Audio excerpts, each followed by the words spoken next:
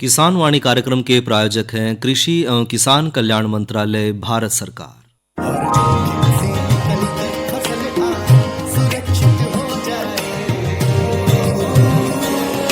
फसल बीमा से हर किसान अब आत्मनिर्भर हो जाए। संकट के समय प्रधानमंत्री फसल बीमा योजना किसानों के लिए वरदान है। सूखा पड़े या बाढ़ आ जाए कोई डर नहीं, अब ओले पड़े या कीट पतंगे फसल खा जाए कोई फिक्र नहीं, क्योंकि हमने लिया है प्रधानमंत्री फसल बीमा। बुआई से फसल कटाई तक हर जोखिम का दावा, न्यूनतम प्रीमियम पर अधिकतम भुगतान का वादा। योजना से हर साल जुड़ रहे हैं 5 करोड़ से ज्यादा किसान। अब आपकी है बारी। नजदीकी कृषि कार्यालय, सहकारी समिति, बैंक शाखा, अधिकृत बीमा कंपनी या जन सेवा केंद्र में स्वेच्छा से करा सकते हैं पंजीकरण। फसल बीमा पोर्टल या फसल बीमा ऐप द्वारा भी कराया जा सकता है पंजीकरण। प्रधानमंत्री फसल बीमा योजना, आपकी फसलों का संपूर्ण सुरक्षा कवच। कृषि एवं किसान कल्याण मंत्रालय, भारत सरकार। किसान वाणी कार्यक्रम सुनिए सारे बाण भाइयों ने विनोद भाई की राम राम।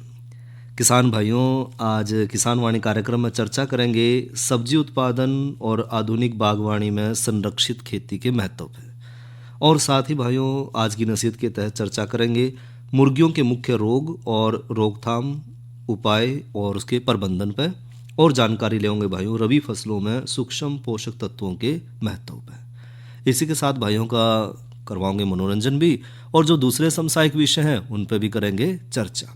तो भाई शुरुआत करें एक चर्चा तय सब्जी उत्पादन और आधुनिक बागवानी में संरक्षित खेती के महत्व पे। किसान भाइयों और जो हमारे साथ में जो सब्जी उत्पादक भाई हैं, उसमें जो सब्जी का उत्पादन कर रहे हैं, उसमें आधुनिक बागवानी में संरक्षित खेती की बहुत महत्वपूर्ण भूमिका इस समय बढ़ गई है, क्योंकि भाइयों यह तकनीक जो है बेमौसमी सब्जी की खेती खातर एक वरदान के रूप में सिद्ध हो रही है। और साथ ही जो संरक्षित खेती है, इसका मुख्य उद्देश्य है सब्जियों और जो जैविक या अजैविक कारकों होता है बचाकर उसको उगाना, यानी कि सर्दी बारिश, ओलावृष्टि है, सूखा है, इन सब तक बचाकर हम विपरीत परिस्थिति में भी अगर सब्जी का उत्पादन कर पा रहे हैं, बागवानी का उत्पादन कर पा रहे हैं, इसी नाम को है संरक्षित खेती। और संरक्षित सब्जी उत्पाद के लिए भाइयों सब्जी उत्पादकों को खेतों में अलग अलग तरह की संरक्षित संरचनाओं के बारे में पूरी जानकारी होना बहुत ज़रूरी है। अगर किसान भाई या सब्जी उत्पादक भाई है, उसने अगर संरक्षित खेती के बारे में पूरी तरह से जानकारी है, तो वो अपनी मिट्टी, अपने खेत का ब्यौरा, उसके हिसाब से कौन सी जो उसने संरक्षित तकनीक अपनानी है, वो तकनीक अपना कर वो पूरा साल भर जो है सब्जी का उत्पादन कर पाओगा। और संरक्षित संरचना है उसने अपनाने के बाद भाइयों सामान्यतः सभी सब्जियों को किसान भाई उगा सकेगा।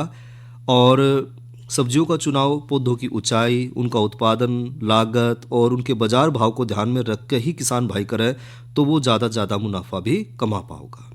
जिस तरह पॉली हाउस में उगाने के लिए किसान भाई जो है शिमला मिर्च है, टमाटर है, खीरा है, खरबूजा है, लौकी है, गोभी वर्गीय और बैंगन है, फ्रेंच बीन है, करेला है, तरबूज है, इस तरह की सब्जियां जो है वो उगा कर ज़्यादा से ज़्यादा मुनाफा कमा सकेंगे। और संरक्षित खेती भाइयों वही खेती है जो प्रतिकूल परिस्थिति में भी अनुकूल वातावरण बनाकर उगाई जा सके, ऐसी जो तकनीक है उसने हमको है संरक्षित खेती। इसके लाभ की बात करें तो भाइयों बेमौसमी सब्जी उत्पादन, खासतौर पर जिस तरह उदाहरण के तौर पर खीरा है, शिमला मिर्च है, टमाटर है, ये हम सारे साल भर इनका उत्पादन ले सकेंगे।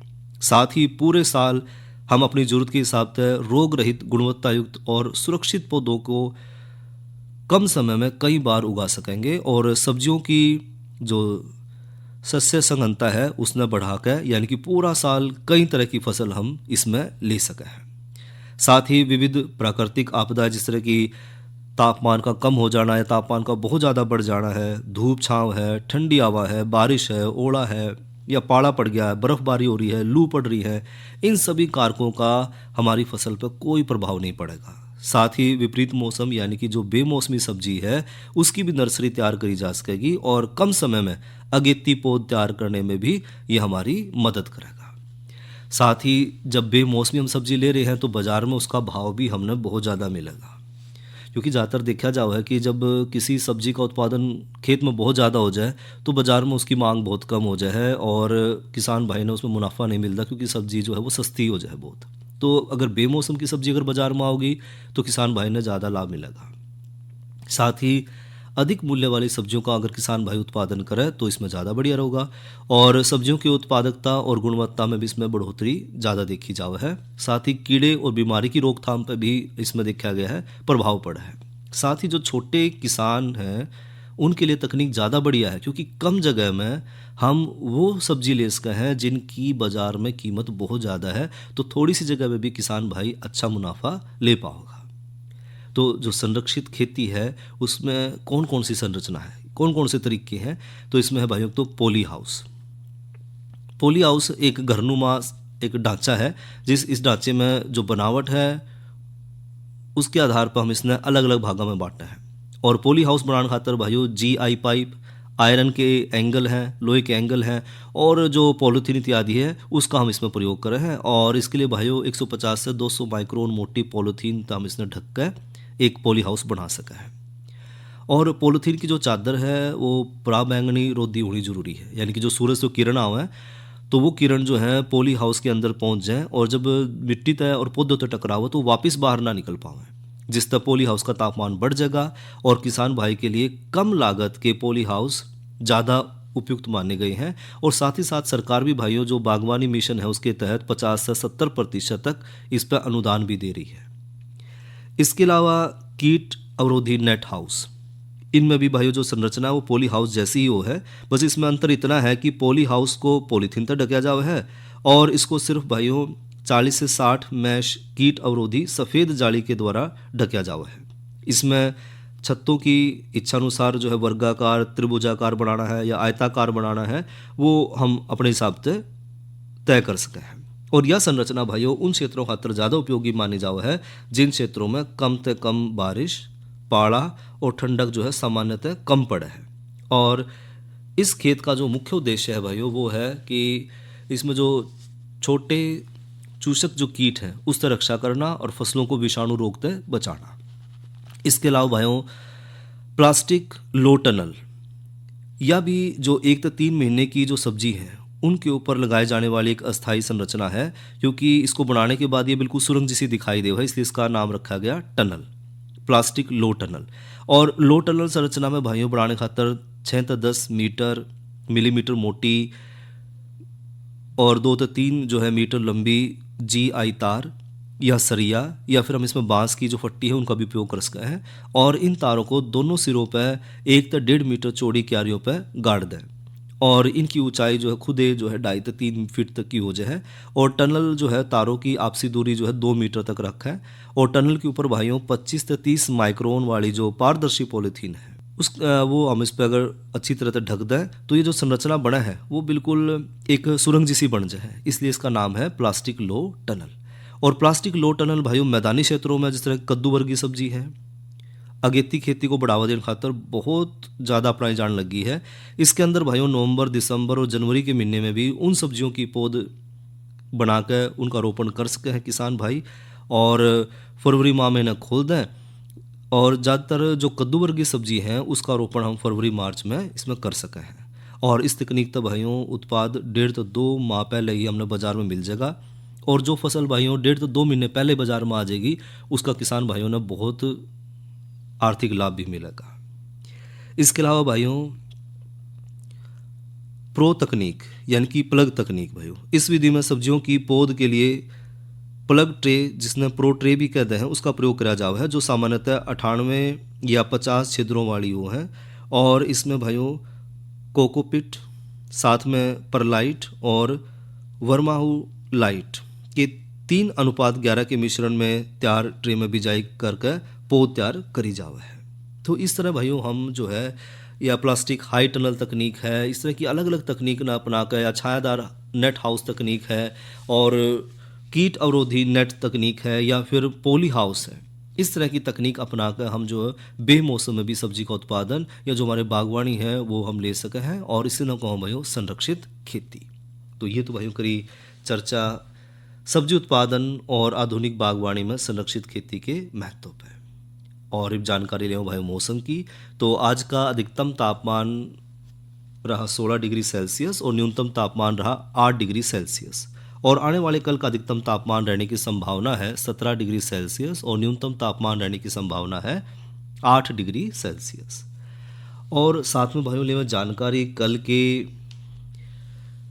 कार्यक्रम की। तो कल है दिन रविवार और दिन रविवार ने हमने कहा कार्यक्रम थारे संदेश म्हारे गीत। और सोमवार न भाइयों अन्नदाता कार्यक्रम में चर्चा करेंगे गाभिन पशुओं की देखभाल पर और नई फसल नई उमंग के तहत टमाटर बैंगन और मिर्च फसल की देखभाल पर। और लेंगे जानकारी प्राकृतिक खेती में घन जीवामृत जैविक खाद किस तरह बढ़ावें। तो एक करें भाइयों एक चर्चा और मुर्गियों के मुख्य रोग और उनकी रोकथाम के उपाय और उसके प्रबंधन पे। जिन भाइयों ने मुर्गी पालन कर रहे हैं या मुर्गी फार्म लगा रखे हैं तो मुर्गियों में जो मुख्य रूप से देखे जाने वाला रोग है वो है खूनी पेचिश। और ये खूनी पेचिश का जो रोग है ये सिर्फ अपने देश में नहीं भाइयों पूरे संसार में सभी मुर्गियों में पाया जाता है।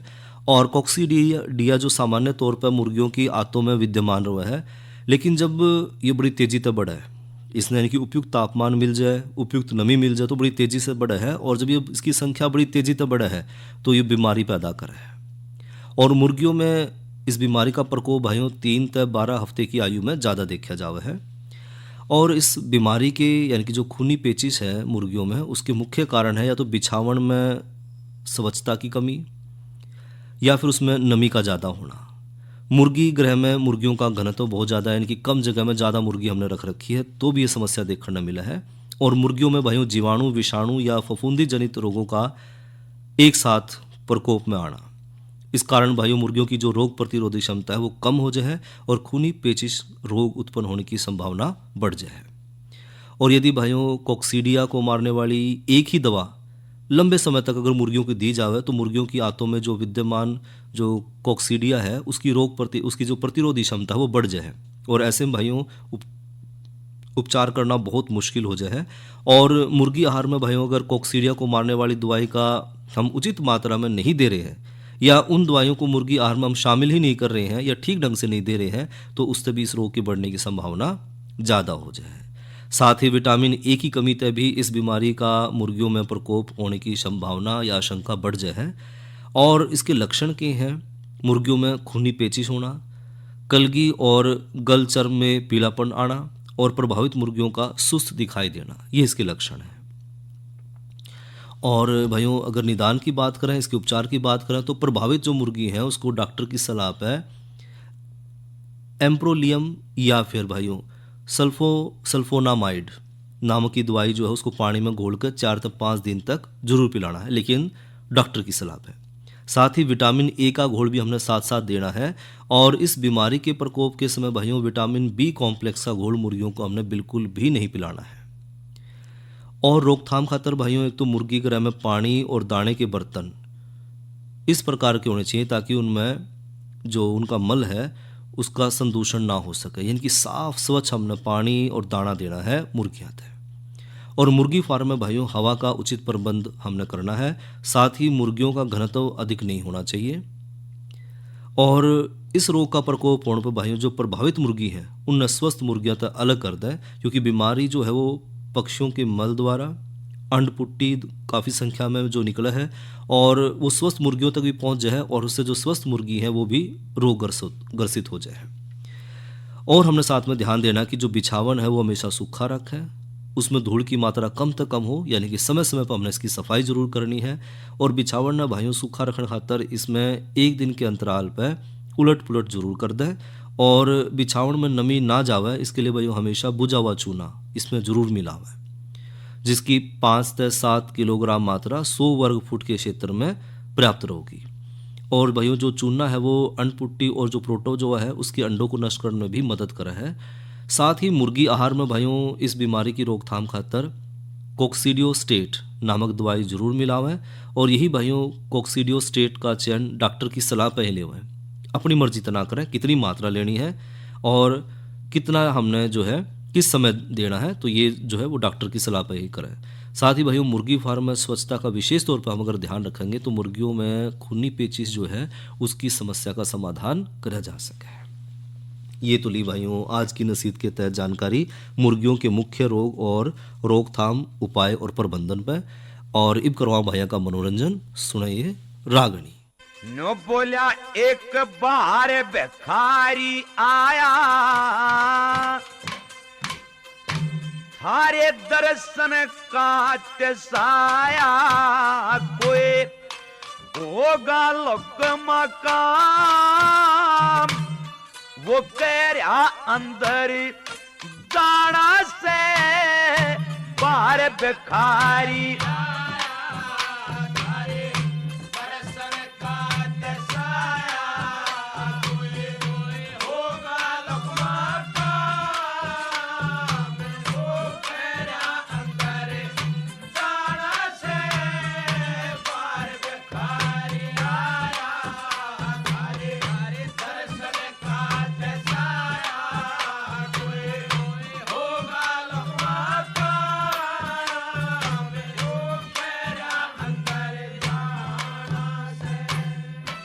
बाहर खड़ा कह रहा कृष्ण कृष्ण, फेट लू त जब हो जिया परसन,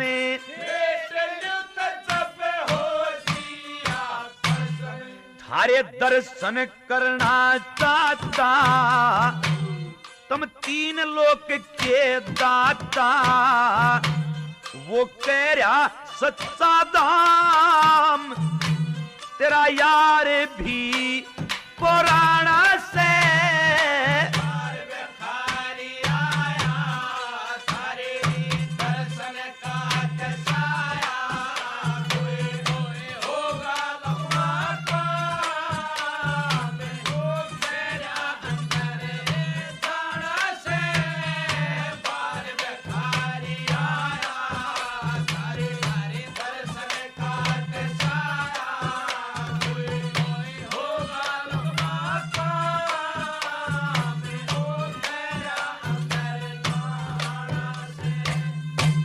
सुंदर चेहरा मीठी बोली, खड़े न तहान बतेरी बोली,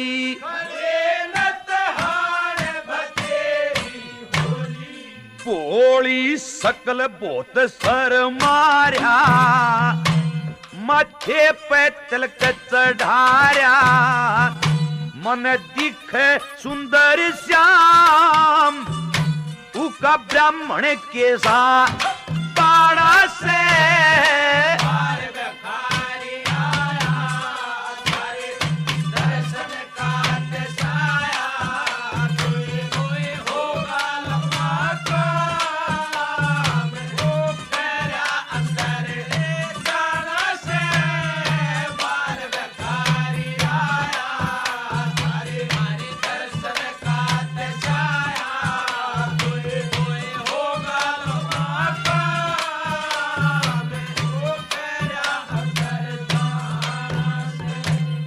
बाट में चलता चलता हारा, वो प्रभु जी गुण गावे से थारा,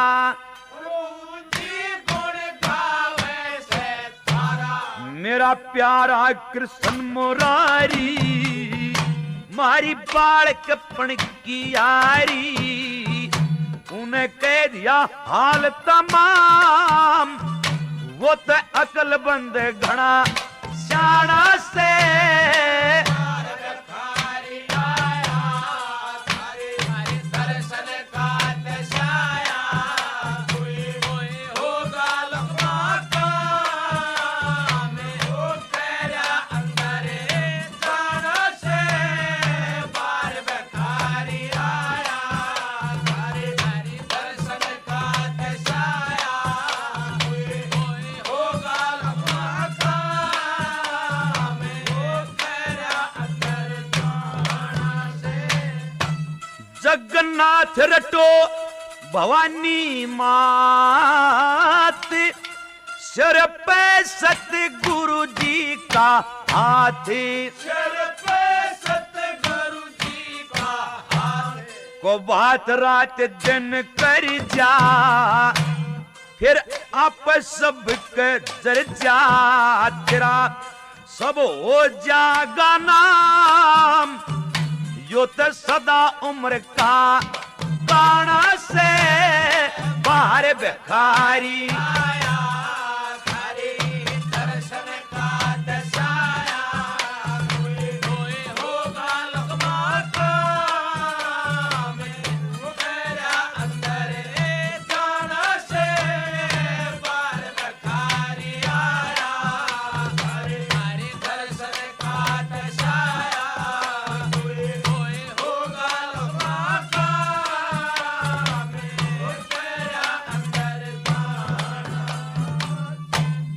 ये तो सुनी भाइयों रागणी और गायक कलाकार थे राजकिशन अगवानपुरिया। और भाइयों इबले में जानकारी रबी फसलों में सूक्ष्म पोषक तत्वों के महत्व पे। किसान भाइयों पौधे की बढ़ोतरी खातर पोषक तत्व बहुत ज़रूरी है। तो कुछ पोषक तत्व ऐसे हैं जिनकी हमने ज़्यादा मात्रा में ज़रूरत पड़े है, तो कुछ पोषक तत्व ऐसे हैं जिसकी हमने कम मात्रा में ज़रूरत पड़े है। जिन पोषक तत्वों की पौधों में कम मात्रा में जरूरत पड़े है उन हम आंशिक या सूक्ष्म अल्प पोषक तत्व या दुर्लभ तत्व भी कहते हैं। और इस समूह में भाइयों मुख्य रूपता है लोहा, तांबा, जस्ता, manganese, boron, molybdenum, chlorine, cobalt, nickel और सिलिकॉन। अब बात करें भाइयों इनकी कि भाई कौन सा तत्व पौधे में क्या काम करे है। तो बात करें भाई लोह तत्व की, तो लोहा जो है वो क्लोरोफिल निर्माण खातर बहुत ज़रूरी है। और हालांकि जो लोहा है वो क्लोरोफिल का हिस्सा नहीं है, लेकिन इसके निर्माण में बहुत बड़ी योगदान करे है। साथ ही पौधों द्वारा नाइट्रोजन के पोषण और प्रोटीन संश्लेषण में भी मदद करे है, और पौधे में जो नाइट्रेट का अवकरण है उसमें भी मदद करे है। साथ ही लोहा जो है यह कोशा विभाजन में भी बहुत ज़रूरी है, और साथ ही श्वसन क्रिया में ये ऑक्सीजन वाहक का काम भी करे है पौधे के अंदर। बात करें भाई मैग्नीज की, तो मैग्नीज यो है क्लोरोफिल निर्माण में मदद करे है। साथ ही मैग्नीज की कमी तो भाइयों फसलों में जो शर्करा है और सुक्रोज है उसकी मात्रा कम हो जाए। और जब गन्ने में भाइयों मैग्नीज की मात्रा ज़्यादा मिला है तो उसमें जो शर्करा की शुद्धता है वो भी ज़्यादा हो जाए, यानी कि उसमें जो चीनी की मिठास है वो बढ़ जाए। बात करें भाइयों जस्ता की, तो जो जस्ता है ये पौधे की बढ़ोतरी में बहुत बड़ी मदद करे है। साथ ही कार्बोहाइड्रेट्स के रूपांतरण में भी बहुत ज़रूरी है। जस्ता भाइयों प्रोटीन, कैरोटीन और सिट्रीन के संश्लेषण में भी मदद करे है, और मिट्टी में भाइयों पौधों द्वारा जल का अवशोषण भी बढ़ावा है। साथ ही जस्ता जो है वो आरएनए का जो विघटन है पौधे के अंदर उसने रोका है, और विटामिन ए और बी के उत्पादन में भी मदद करे है। बात करें भाइयों तांबे की, तो तांबे तय पौधे का जो श्वसन प्रक्रिया है वह प्रभावित हुआ है। साथ ही ये क्लोरोफिल के नुकसान में भी रोक है, और इसके उपयोग तो भाइयों पौधे में जो बीमारी है खासतौर पर जो फफूंदी वाली बीमारी है वो कम लगा है। और पौधे में भाइयों अमीनो अम्ल के साथ मिलकर अनेक अमीनो यौगिक और प्रोटीन भी वो बना हुआ है, जिससे प्रोटीन मेटाबॉलिज्म में ये महत्वपूर्ण भूमिका निभावा है। साथ ही तांबा जो है पौधों में विटामिन ए बनाने में मदद करे है, और कॉपर की कमी तो भाइयों प्रकाश संश्लेषण की दर भी कम हो जाए, और पत्तियों में पाए जाने वाले जो कुल कॉपर की मात्रा है वो क्लोरोप्लास्ट में सबसे ज़्यादा मात्रा में वो है। इसलिए भाइयों पौधों के लिए तांबा जो है वो ज़्यादा महत्वपूर्ण हो गया। और बोरोन की भाइयों बात करें तो बोरोन जो है वो कार्बोहाइड्रेट के स्थानांतरण में, प्रोटीन और पानी के उपापचन में, कोशिका विभाजन में और कार्टेक्स के विभाजन में भी बहुत बड़ी मदद करे है। इसके अलावा भाइयों बोरोन जो है पौधे द्वारा नाइट्रोजन के अवशोषण में मदद करे है, और ये पोटाशियम कैल्शियम के अनुपात ने भी नियंत्रित करे है, और पौधे द्वारा कैल्शियम और पोटाशियम के उपयोग को भी बढ़ावा है, यानी कि जो पोटाशियम और कैल्शियम का अवशोषण है उसने बढ़ाने में मदद करा है बोरोन। साथ ही पराग और प्रजनन प्रक्रिया में भी मदद करा है, और ये जो है फूल है, फल है, बीज बनाने की प्रक्रिया ने भी प्रभावित करा है बोरोन। यानी कि अगर बोरोन की मात्रा पर्याप्त होगी तो हमारे जो फूल हैं, फल हैं और बीज हैं वो तेजीतः विकसित होंगे। इसके अलावा भाइयों बोरोन जो है वो पेप्टिकिन, एटीपी डीएनए और आरएनए के संश्लेषण में भी मदद करे है, पानी के अवशोषण नियंत्रित करे है, और इसकी अगर कमी हो जाए तो इसकी कमी में भाइयों जो फलदार पौधे हैं उसमें सहजीवी जो नाइट्रोजन है उसका स्थिरीकरण होने में, जो जड़ ग्रंथि है उसके निर्माण में रुकावट आ जाए और वो निर्माण नहीं हो पाता। हालांकि जो बोरोन है वो किसी एंजाइम का घटक नहीं है, फिर भी अनेक एंजाइमों की जो क्रियाशीलता है उन्हें बढ़ाने में बहुत बड़ी मदद करे है बोरोन। इसके अलावा भाइयों जो और एक और सूक्ष्म पोषक तत्व है वो है मोलिबेडिनम। ये एजोबैक्टर और राइजोबियम बैक्टीरिया द्वारा मुक्त नाइट्रोजन का स्थिरीकरण करने में बड़ी मदद करे है। साथ ही विटामिन सी के संश्लेषण के लिए बहुत ज़रूरी है मोलिबेडिनम, और इलेक्ट्रॉन का वाहक का काम भी करे, यानी कि इलेक्ट्रॉन को पौधे के अंदर एक जगह से दूसरी जगह घुमाने में भी जो है मोलिबेडियम एक महत्वपूर्ण भूमिका निभाव है, और शर्करा के संश्लेषण के लिए भी मोलिबेडियम बहुत ज़रूरी है। यह पौधे में अमोनियम और नाइट्रेट के अनुपात को बनाए रखने खातिर भी ज़रूरी है। इसके अलावा भाइयों क्लोरीन की अगर हम बात करें तो क्लोरीन जो है वो कोशिका रस में धनायन और संतुलन बनाए रखने खातिर ज़रूरी है, और अगर क्लोरीन की कमी हो जाए पौधे में तो इसमें अमीनो अम्ल इकट्ठे होने शुरू हो जाए, इसलिए भाइयों पौधे में प्रोटीन संश्लेषण को प्रभावित करे है क्लोरीन। इसके अलावा भाइयों सिलिकॉन की अगर बात करें तो सिलिकॉन जो है वो चावल के पौधे की लंबाई, तने की संख्या और ताज़ा और शुष्क उसके भार में बढ़ोतरी करने में मदद करे है। इसकी कमी तय पके हुए दानों की जो प्रतिशतता है वो कम हो जाए, यानी कि दाने की पकड़ में भी जो है सिलिकॉन बहुत मदद करे है। और सिलिकॉन के प्रदाय में भाइयों गन्ने की जो फसल है उसकी बढ़ोतरी बड़ी तेज़ी तो है। इसके अलावा भाइयों निकिल की अगर बात करें तो निकिल जो है वो कई तरह के एंजाइम के लिए बहुत ज़रूरी है। दाने के भराव खातर, लो अवशोषण खातर, यूरिया और यूराइड उपाचन के लिए भी निकिल की हमने ज़रूरत पड़े है। तो चाहे वो सिलिकॉन हो, निकिल है, क्लोरीन है, मोलिबेडियम है, बोरोन है भाइयों, तांबा है, जस्ता है, लोहा है, मैग्नीज है, ये सारे हैं तो सूक्ष्म पोषक तत्व जिसकी पौधे ने कम मात्रा में ज़रूरत है लेकिन प्रभावी है, और इनके बगैर जो है पौधे की बढ़ोतरी संभव नहीं है। तो इसलिए भाइयों सूक्ष्म पोषक तत्वों का भी उतना ही ज़्यादा महत्व है जितना हमारे मुख्य पोषक तत्वों का महत्व है। तो ये तो हमने करी भाइयों चर्चा रबी फसलों के सूक्ष्म पोषक तत्वों के महत्व पर। और भाइयों किसान वाणी कार्यक्रम के प्रायोजक थे कृषि एवं किसान कल्याण मंत्रालय, भारत सरकार। अरे अरे अरे क्या कर रहा है? इधर इधर इधर हम बोल रहे हैं तेरे बीजू का। पुतला बोल रहा है? पक्षियों से तो हम खेत को बचा लेते हैं, पर इन घातक रसायनों से कैसे बचाएं? मतलब? देख बेटा, तू जो ये अंधाधुंध रसायन मिलाता है ना, मिट्टी की सेहत बिगड़ने लगी है, और जब माटी ही कमजोर पड़ जाएगी तो उपज कैसे सेहतमंद होगी? अरे पहले ऐसा नहीं था, पूछना अपने बड़े बुजुर्गों से कैसे फसल लहलहाती थी, शुद्धता झलकती थी, माटी भी तंदुरुस्त और लोग। पहली वाली बात कहाँ, पर हम तो सब नहीं डाले हैं। सब नहीं, आज भी लाखों जागरूक किसान परंपरागत विधि से फसल उगा रहे हैं, खर्चा कम और उपज की कीमत भी बेहतर पा रहे हैं। सच है? अरे बेटे एक्सपीरियंस से बता रहे हैं, धूप पे बाल सफेद नहीं किए हैं। ठीक है भाई, मैं भी आज से जैविक खेती शुरू करूंगा। माटी से प्रेम की परंपरा है, परंपरागत खेती। और भाइयों किसान वाणी कार्यक्रम का समय यहीं तक। इसी के साथ अपने भाई विनोद ने दो इजाजत। अच्छा भाइयों, राम राम।